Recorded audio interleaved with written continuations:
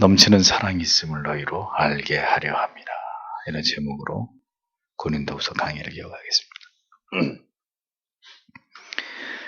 바울 사도는 지금 자신의 사도권을 의심받으면서 성도들의 불신을 당하고 있는 처지에서 깊이 심적으로 고뇌하면서 신중하게 자기를 변호하고 있습니다. 그래서 고린도후서 1장에 이어서 2장에서도 자신이 고린도 교회를 방문할 수 없는 이유를 설명하고 있는 것을 보게 되죠.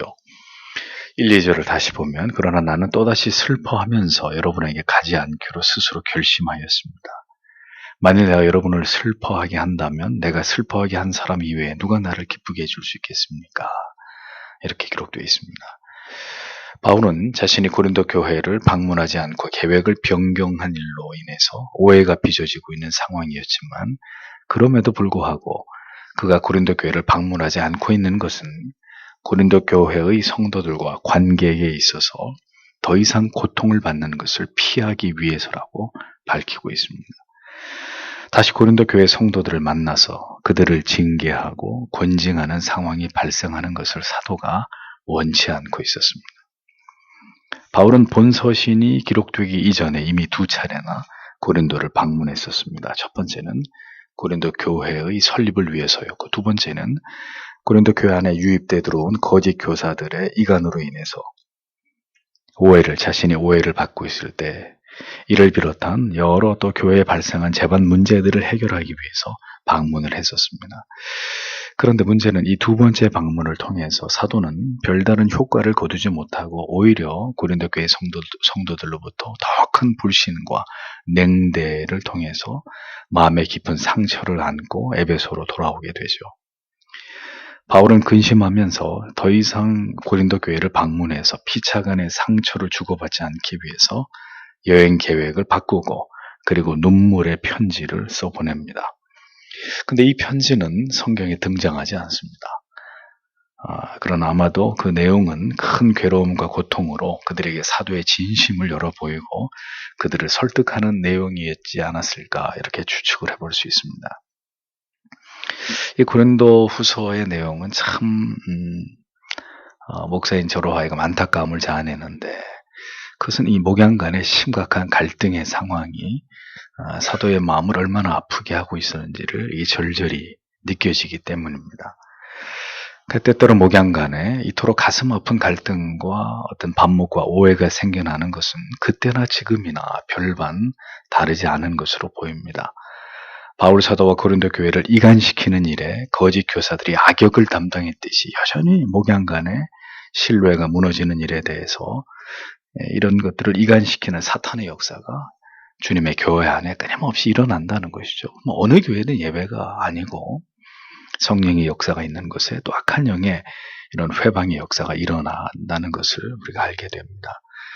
그러니까 우리가 기억해야 될 것은 언제나 목양 간에 성도와 또 성도 간에 이런 일들이 일어날 수 있다는 것입니다. 사도 바울이 목회를 한 교회에서도 이런 일들이 일어나는 것을 보지 않습니까? 이렇게 교회를 깨뜨리고 공동체의 질서와 사랑과 신뢰를 무너뜨리는 전형적인 이런 사단의 역사와 회방이 언제나 주님의 교회 안에서도 일어날 수 있다라는 것을 우리가 잊지 말아야 하는 것이죠. 사도 바울도 이런 문제에 봉착되었을 때 깊이 상심했고 마음의 고통을 당했던 것을 짐작하게 됩니다. 그러나 그럼에도 불구하고 그는 끝까지 성도들을 미워하거나 관계가 깨어진 채로 방치하지 않고 그 성도를 향한 그 사랑의 마음을 전하고 관계를 복원하기 위해서 최선의 노력을 그가 다하고 있었다는 것을 우리가 발견하게 되죠. 그래서 사도는 말합니다. 내가 가서 여러분들을 슬프게 한다면 내가 슬프게 한 여러분을 회개해서 여러분이 회개를 해서 나를 기쁘게 해주지 않을 것 같으면 그러면 여러분은 왜 나를 기쁘게 해줄 사람이 누가 있겠습니까? 이렇게 물어봅니다. 반문을 하고 있습니다. 사도의 말과 권위를 인정하면서 사도의 말을 하나님의 말씀으로 받아서 고린도 교회 성도들이 그렇게 자기를 돌아보아서 회개함으로 어떤 영적인 변화를 나타내지 않을 것 같으면 무슨 기쁨이 있어서 그대들을 만날 이유가 내가 있겠느냐 이렇게 바울의 자신의 마음을 설명하고 있었던 것입니다. 그러니까 언제나 목회자가 성도님들의 죄와 하나님 앞에서 옳지 않음에 대해서 지적하고 그것을 권면할 때 여러분들이 그것을 잘 받아들이시고 그것에서 돌이킬 것 같으면 이건 너무 아름다운 일이고 하나님의 마음을 기쁘시게 하는 일이지만 이제 그렇지 못하고 목사의 권면이나 혹은 책망을 오해하시고 시험에 들게 되면 그것을 불쾌하게 여기게 되면 이제 그런 일들로 인해서 얼마나 목양 간의 관계가 고통을 당하면서 힘들어지겠냐는 거죠. 바울도 그랬고 이런 문제는 지금도 여전히 그런 양상으로 나타나는 거죠. 그러나 사도는 그렇게 서로 간에 피차 상처를 받을 바에는 차라리 이제 이런 방법을 택하는 것입니다. 스스로 자신을 돌아보아서 회개할 시간을 충분히 갖는 것도 이런 어떤 첨예한 지금 목양 간의 갈등의 이런 상황을 넘어가는 지혜로운 방법이라고 사도는 그렇게 여겼던 것으로 보여집니다. 그러니까 이런 거죠. 아무리 설득을 하고 설명을 하고 이해를 시켜도 돌이키지 않는단 말이에요. 그러면 성도와 목사 간에 더 깊은 상처만 입게 되는 거죠. 그러면 어떻게 판단하느냐? 지금은 때가 아니라고 판단하는 거죠. 바울이 가면 어떤 일이 벌어질지 불보듯이 뻔하니까. 그래서 내가 그대들에게 지금은 가지 않겠다. 이렇게 이게 지금 이 상황을 이렇게 넘어가고 있잖아요. 그러니까 더 마찰을 일으키고 갈등하기보다는 받아들이지 않는 믿음의 불량의 성도에게 계속 책망하고 훈계하고 죄를 지적하기보다는 어떻게 기다려주는 거예요. 기도하면서 기다려주는 거죠. 시간을 두고 그가 성령의 역사하심을 통해서 스스로 자신이 무엇을 잘못 생각했고 자기 행위에 어떤 부분이 죄가 되는지를 깨닫도록 그에게 시간을 주는 것도 목회의 한 방법이다라는 것을 사도 바울을 통해서 깨닫는 것입니다. 아무리 바른 말이라 할지라도 말로써 모든 문제가 다 해결될 것 같으면 얼마나 좋겠어요. 붙들고 밤새도록 얘기할 수 있죠. 몇 날 며칠이라도 얘기할 수 있습니다. 말로 문제가 다 해결되지 않는 거예요. 그러니까 권징과 치리가 때로는 분명히 필요하고 그것이 시행되어야 되지만 그 전에 충분히 회개할 시간을 두고 지켜보는 것 또한 필요한 일이라는 거죠. 당장 매를 들어서 어떤 체벌을 하는 것도 중요하겠지만 충분히 기다려주는 거. 하나님이 우리 사이에 피차에서 그 문제 가운데 역사하시도록 기다리는 것. 그것도 목양의 한 방법이라는 거죠. 부모님들이 자녀를 대하는 한 방법이라는 겁니다. 3절에서 4절을 보십시오. 내가 이런 편지를 쓴 것은 내가 갈 때 나를 기쁘게 해주어야 할 사람으로부터 오히려 슬픔을 당하는 일이 없도록 하기 위함입니다. 나는 내 기쁨이 여러분 모두의 기쁨이라는 것을 확신합니다. 나는 큰 고통과 괴로운 마음으로 많은 눈물을 흘리면서 여러분에게 편지를 써보냈습니다. 이것은 여러분을 슬프게 하려고 한 것이 아니라 다만 내가 여러분에 대해 넘치는 사랑을 지니고 있다는 것을 알게 하려는 것입니다. 라고 기록하고 있습니다. 신앙의 바른 길로 행하지 않아서 사도의 지도와 책망과 훈계를 들어야 되는 현실을 사도는 슬픔이라고 표현합니다. 사도에게도 또한 책망과 훈계를 들어야 될 성도에게도 이것은 슬픈 일이다. 이렇게 이야기합니다. 성도는 하나님과 그리고 사도의 기쁨이 되어야 할 존재들입니다. 사도는 고린도 교회 성도들에게 대해서 어떻게 얘기합니까? 마땅히 나를 기쁘게 할 자라고 표현합니다. 그러니까 성도는 자신의 영혼을 맡고 있는 목회자들을 기쁘게 해야 될 의무가 있습니다. 물론 우리 주 그리스도를 하나님을 기쁘시게 해야 되죠. 그러면 자연히 목사에게도 기쁨이 되는 것이죠. 여러분 히브리서 13장 17절을 보십시오. 너희를 인도하는 자들에게 순종하고 복종하라. 저희는 너희 영혼을 위하여 경성하기를 자기가 회개할 자인 것 같이 하느니라. 저희로 하여금 즐거움으로 이것을 하게 하고 근심으로 하게 말라. 그렇지 않으면 너희에게 유익이 없느니라. 이렇게 말씀하고 있습니다. 로마서 15장 32절에 나로 하나님의 뜻을 쫓아 기쁨으로 너희에게 나아가 너희와 함께 편히 쉬게 하라. 데살로니가 3장 9절에 우리 하나님 앞에서 너희를 인하여 모든 기쁨으로 너희를 인하여 모든 기쁨으로 기뻐하니 너희를 위하여 능히 어떠한 감사함으로 하나님께 보답할꼬. 이런 말씀들이 기록되어 있습니다. 그 목사로 하여금 늘 성도님들을 생각할 때 근심하게 하고 마음 아파하게 하고 슬픈 마음이 들게 하면 여러분 성경에 뭐라 그랬습니까? 그것은 여러분의 영혼에 유익이 없다고 말씀합니다. 그러니까 목양을 하면서 목회를 하면서 성도님들을 생각할 때 언제나 기쁘고 감사하고 보람 있고 소망이 넘치게 될 때 목사는 더 풍성한 영의 양식을 공급할 수 있게 됩니다. 목사가 비방을 당하고 그토록 바른 꼴을 먹이기 위해서 혼신의 힘을 다하고 언제나 성도 여러분들을 마음에 품고 기도해 주었음에도 불구하고 어떤 성도가 오해를 일으켜서 교회를 공동체를 이탈할 때 목사는 자기 살점이 떨어져 나가는 고통을 당하는 거예요. 또 성도와 성도가 하나 되지 못하고 서로 반목하고 미워하고 파당을 지을 때 목사의 마음은 한없이 무너져 내리는 것입니다. 그 모든 죄값을 자신에게 묻게 되는 거예요. 내가 목회를 잘못했기 때문에 이런 일이 일어나는구나. 한없이 자책하게 되는 거예요. 여러분, 그것이 목회자와 성도 여러분들의 차이입니다. 여러분은 아무렇지도 않게 비방하고 비판하고 다른 사람을 정죄할 수 있습니다. 그런데 목사는 자신의 양인 성도를 비난하거나 비판하거나 정죄하지 않습니다. 왜냐하면 하나님이 나에게 맡겨주신 양떼들이기 때문이에요. 목사가 책임을 져야 될 성도들이고 영혼이기 때문입니다. 무엇보다도 여러분의 영혼을 깊이 사랑하기 때문이죠. 그게 여러분과 목사의 차이예요.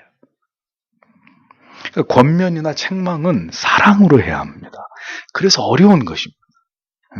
그래서 함부로 가르치거나 함부로 다른 사람을 평가하거나 자기를 주장하지 말아야 되는 것입니다. 그 안에 사랑이 담겨 있지 않으면 모두를 슬픔과 분노로 몰아갈 수 있기 때문에 마음을 상하게 할 수 있기 때문에 아픈 매보다 더 눈물겨운 사랑이 그 마음에 담겨 있을 때 그 훈계와 책망은 권면은 상처가 되지 않습니다. 목회자의 모든 기쁨은 성도님들에게 있습니다. 성도님들로 인해서 가장 기뻐하고 또 가장 슬퍼하는 사람들이 목회자들입니다. 만약에 그렇지 않은 사람이라면 그 사람은 목사가 되면 안 돼요. 성도가 목회자에게 기쁨이고 슬픔의 이유가 되지 않은 사람, 목회를 하면 안 되는 사람, 목사로 부름을 받은 사람이 아니에요. 한 성도가 오랜 방황을 끝내고 믿음의 자리로 돌아올 때, 한 성도가 마침내 회심을 경험하고 충만한 그리스도의 구속의 은혜 안으로 들어오게 됐을 때, 힘겨운 고난 속에서도 더 간절히 기도하면서 하나님을 의지하는 그런 모습을 성도님들에게서 보게 될 때, 어떤 상황에서도 예배를 소중하게 여기고 하나님을 올바로 예배하기 위해서 최선을 다하는 이런 아름다운 모습을 보게 될 때, 또 성도가 성도 여러분들을 서로 보이지 않는 곳에서 섬기고 사랑하고 화목을 이루어갈 때 목사는 이 세상에서 가장 행복한 사람이 되는 거예요. 밥을 먹지 않아도 배가 부르고 구름을 타고 있는 듯한 이런 행복을, 기쁨을, 보람을, 감사를 느끼는 사람이 목사입니다. 사도는 두 번째 고린도를 방문하고 자신이 돌아와서 넘쳐나는 눈물로 편지를 썼다고 자기의 감정을 솔직하게 표현하고 있습니다. 눈물로 고린도 교회 성도들을 생각하면서 내가 그대들에게 편지를 쓰지 않았냐고 얘기합니다. 성도 여러분, 눈물로 설교를 준비하는 사람이 목사입니다. 이 설교를 들으면서 위로를 얻고 깨달음을 얻고 은혜를 받을 자도 있지만 오늘 이 따가운 설교를 들으면서 이 말씀이 딱 그분에게 적중이 돼서 한없이 이 말씀을 들으면서 괴로워하고 고통스러워하고 자기의 드러난 죄를 보고 수치를 느끼게 될 그런 성도님들도 분명히 있을 것이기 때문에 어떨 땐 목사가 굉장히 괴로운 마음으로 설교를 준비하고 말씀을 전할 때도 있습니다. 그 목사의 마음은 목사가 되기 전까지는 아무도 알지 못합니다. 내 아내도 알지 못하는 겁니다. 사도는 그렇게 눈물로 호소를 하면서 편지를 쓰고 있지만 이런 고린도 교회 성도들을 슬프게 하려고 하는 것이 아니라 넘치는 사랑을 그들에게 내가 가지고 있다는 것을 알리기 위함이다. 이렇게 고백을 합니다. 넘치는 사랑이 없으면 눈물을 흘리면서 말씀의 채찍을 들 수 없죠. 죽으라고 때리는 사람은 부모가 아니고 스승이 아니고 목사가 아닙니다. 오히려 비겁하게 성도의 죄를 꾸짖지 않고 언제나 사탕발린 같은 말로 위로와 용기와 격려와 축복만을 앵무새처럼 반복하는 그런 목사는 싹군일 확률이 대단히 높습니다. 그는 영혼을 사랑하지 않는 자이고 성도가 곁길로 행하는 것을 방치하고 있는 무책임한 사람입니다.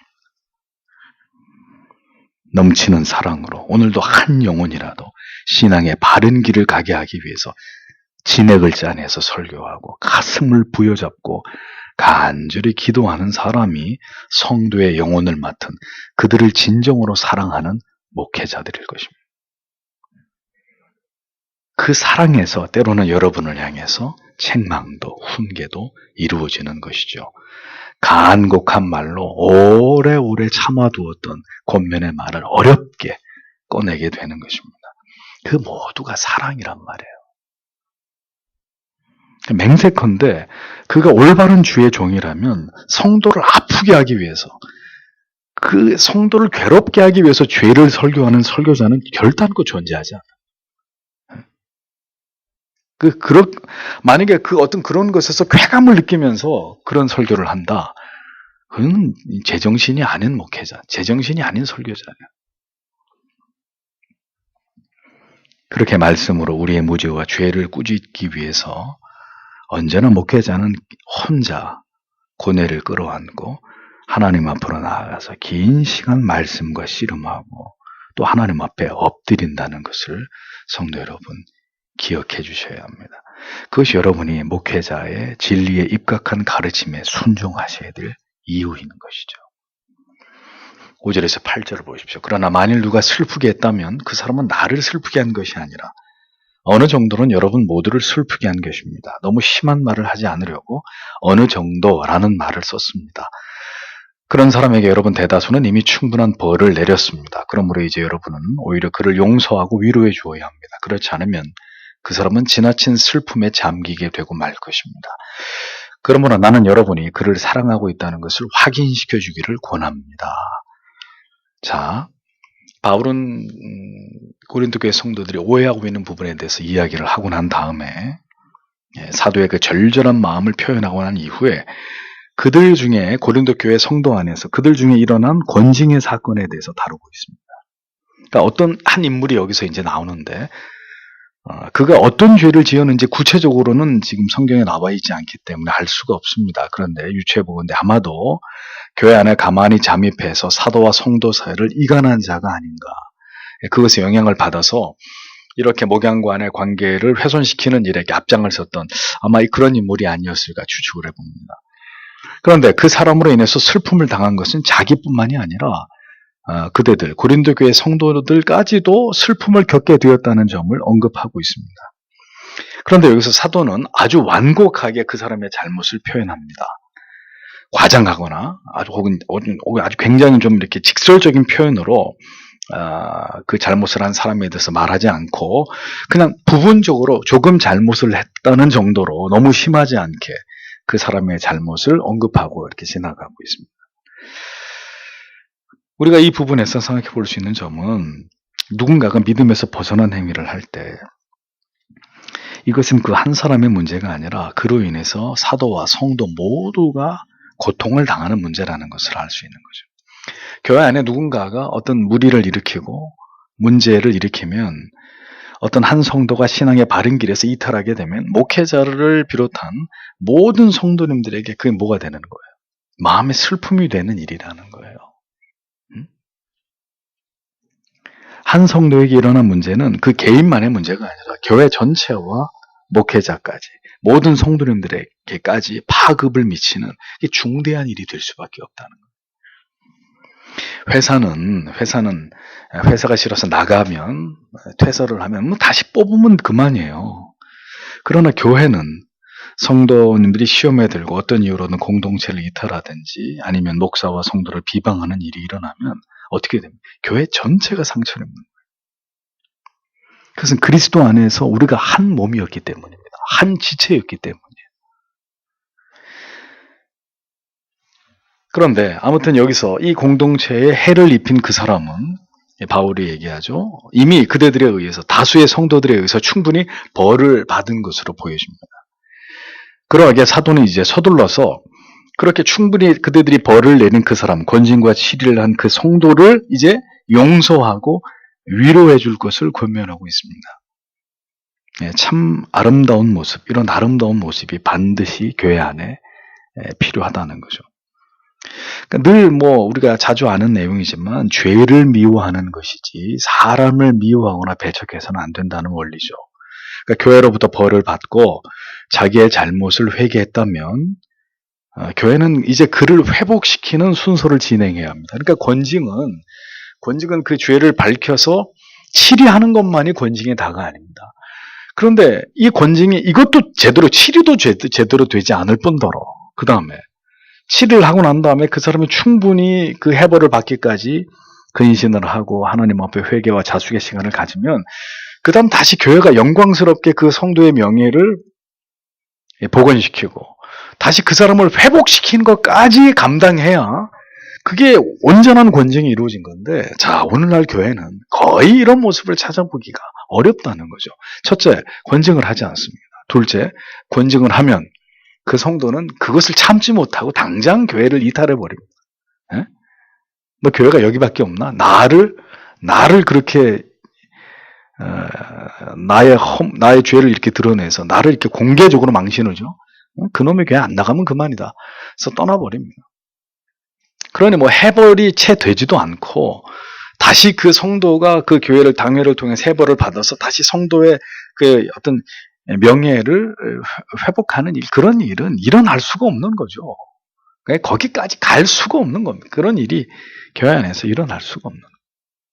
그러니까 우리가 얼마나 예수를 믿고 하나님의 법을 따른다고 하면서도 얼마나 자기중심적이고 우리 멋대로고 교회는 전혀 이런 하나님의 공법을 시행하지 않고 기가 막힌 노릇이죠. 과연 주님이 오실 때 이 교회다, 이게 내 몸이다, 그리스도가 머리이시고 그 머리의 모든 지시를 따라서 합당하게 세워진 교회라고 인정하실 만한 교회가 전 세계에 과연 얼마나 될까, 참 궁금한 부분입니다.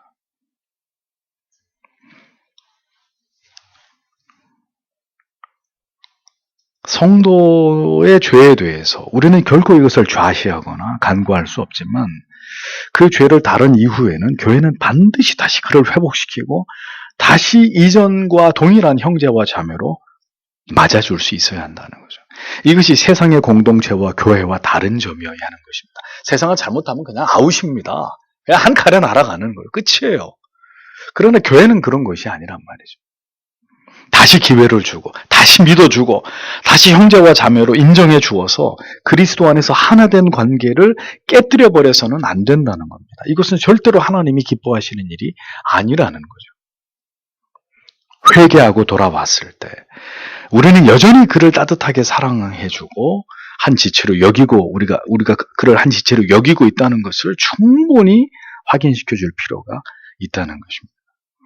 다시 회개하여 돌아오는 자들에게 사랑을 나타내라고 성경은 분명히 우리에게 말씀하고 있습니다.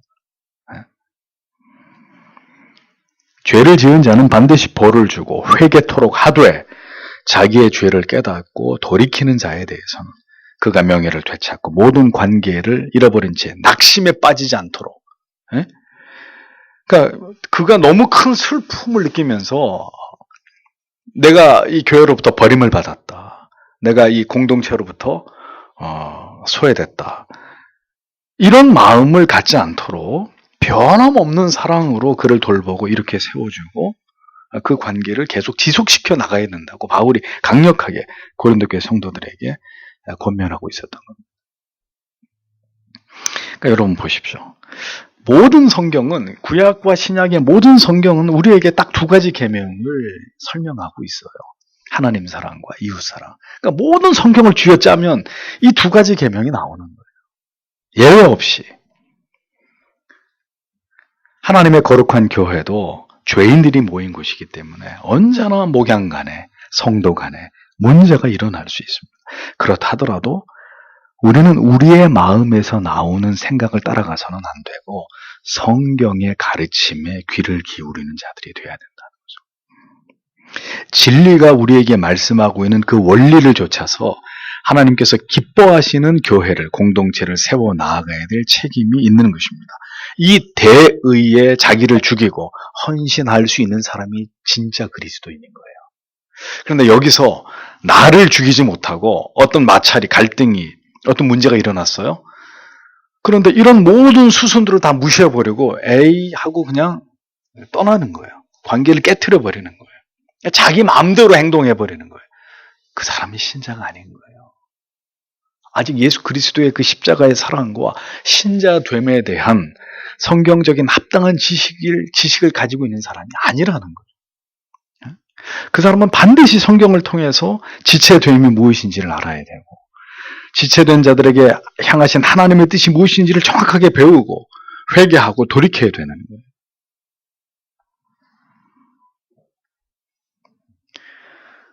중요한 것은 진리가 우리에게 말씀하고 있는 그 원리를 좇아서 우리는 하나님께서 기뻐하시는 교회를 세워 나아가야 될 거룩한 책임이 우리에게 있다는 겁니다. 왜요? 우리는 그리스도의 몸을 이루고 있는 지체이기 때문에, 우리가 교회이기 때문에.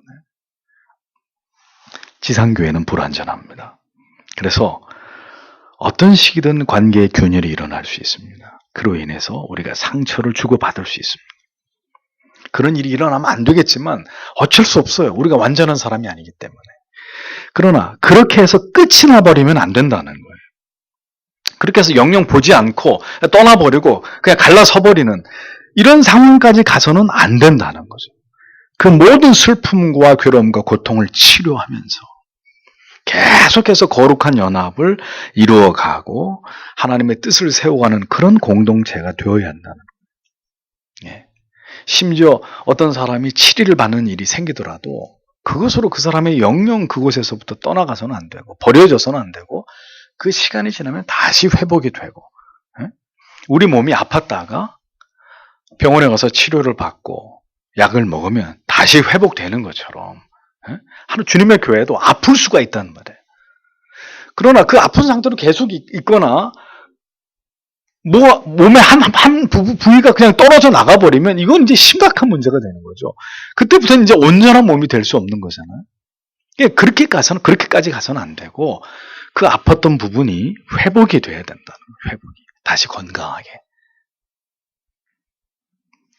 이 대의를 따르면 모두가 평화로울 수 있지만 이 진리의 뜻을 거스르면 교회 안에 있는 모든 지체요, 목사와 성도가, 성도와 성도가 모두가 불행해지고 고통을 당하고 교회는 사분오열이 되고 결국 사탄이 원하는, 기뻐하는 오합지졸로 무질서한 공동체로 그렇게 전락될 수밖에 없는 것이라는 거죠. 그래서 특별히 고린도 전후서에서 우리는 많은 교회론적인 중요한 진리와 원리들을 다루고 발견하게 됩니다. 그런데 여전히 아는 것과 우리가 이렇게 살아내는 것과는 또 어마어마한 갭이 있는 거죠.